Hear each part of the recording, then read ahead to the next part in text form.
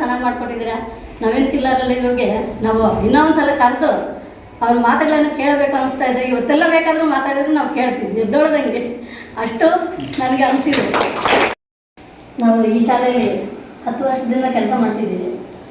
ಈ ದಿನ ಈ ಒಂದು ನವೀನ್ ಕಿಲ್ಲಾರಲ್ಲಿ ಅವ್ರನ್ನ ಕರೀತಿದ್ದಾರೆ ಅಂತ ಅಂದಾಗ ನನಗನ್ಸಿದ್ದು ನನ್ನ ಪಿರಿಯಡ್ ಹೊರಟಾಯ್ತಲ್ಲ, ಈ ಮಾಸ್ಟರ್ ಬರೀ ನನ್ನ ಪಿರಿಯಡ್ನ ಹೊಡ್ಕೊಳ್ತಾರೆ, ಏನು ಕೆಲಸ ಮಾಡ್ತಾರೆ ಇವರು, ಇದ್ಯಾಕಿಂತದ್ದು ಮಾಡ್ತಾರೆ, ಹಗಲಲ್ಲೂ ಆ ಸ್ಕೂಲ್ ಡೇ ದಿನ ಕರೆದಿರಲ್ಲ ಅಂತ ಅಂದ್ಕೊಂಡೆ.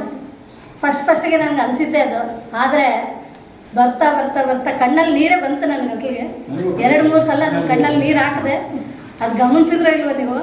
ತಂದೆ ತಾಯಿ ಅನ್ನೋದು ಎಷ್ಟು ಕಷ್ಟಪಡ್ತಾರೆ ಮಕ್ಕಳಿಗೋಸ್ಕರ. ಮಕ್ಕಳು ಏನು ಮಾಡ್ತಿದ್ದಾರೆ ಇವತ್ತು ಅಂದರೆ ನಮ್ಮ ಶಾಲೆಗೆ ನೀವು ಆಗಲೇ ನೋಡಿಬಿಟ್ಟಿದ್ದೀರೇನೋ, ನೀವೇ 10 ವರ್ಷ ಇಲ್ಲಿ ಮಕ್ಕಳ ಹತ್ರ ಎಣಗಿದ್ದೀರೇನೋ ಅಂತ ಅನ್ನಿಸ್ತು ನನಗೆ.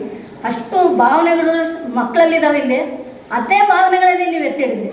ಯಾವ ಮಕ್ಕಳು ಏನೇನು ಮಾಡ್ತಿದ್ದಾರೆ ಅನ್ನೋದು ನಿಮಗೆ ನಿಜವಾಗ್ಲೂ ಗೊತ್ತಿದೆಯೇನೋ ಅನ್ನಿಸ್ತು ನನಗೆ.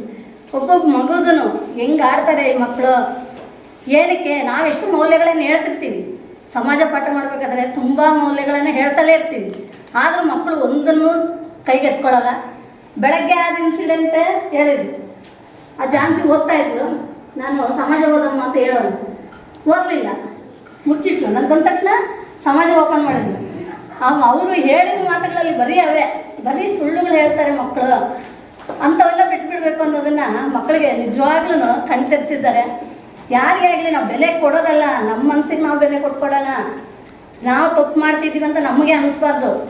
ಆತ್ಮಸಾಕ್ಷಿಯಾಗಿ ನಾವು ಇರಬೇಕು. ನಾವು ಏನು ಮಾಡ್ತಿದ್ದೀವಿ, ಇದು ಸರಿನಾ, ಇದು ತಪ್ಪ, ಎಲ್ಲರಿಗೂ ಗೌರವ ಕೊಡಬೇಕು. ಯಾವ ಟೀಚರ್ಸ್ ಆದರೂ ಒಂದೇ, ಯಾರಾದರೂ ಒಂದೇ. ನಮ್ಮಲ್ಲಿ ನಮ್ಮ ಮನಸ್ಸನ್ನು ನಾವು ಕೇಂದ್ರೀಕರಿಸ್ಕೊಳ್ಳೋಣ. ನಮ್ಮ ಆತ್ಮಸಾಕ್ಷಿ ಸರಿಯಾಗಿದೆಯಾ, ಇದನ್ನೆಲ್ಲ ನಾವು ಅಂದ್ಕೋಬೇಕೇ ಆಗಲಿ.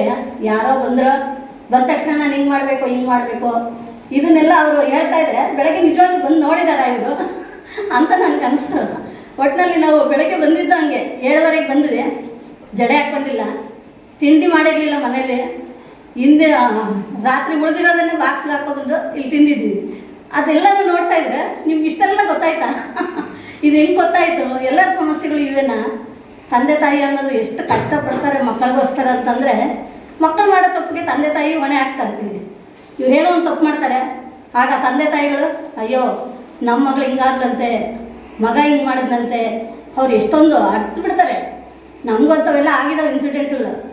ಅದು ನಿಜವಾಗ್ಲೂ ನೀವು ಹೇಳ್ತಾ ಇದ್ರೆ ಇಂಥದ್ದು ಫಿಲಮಲ್ಲಿ ನೋಡ್ತಾ ಇದ್ದೀನ ನಾನು.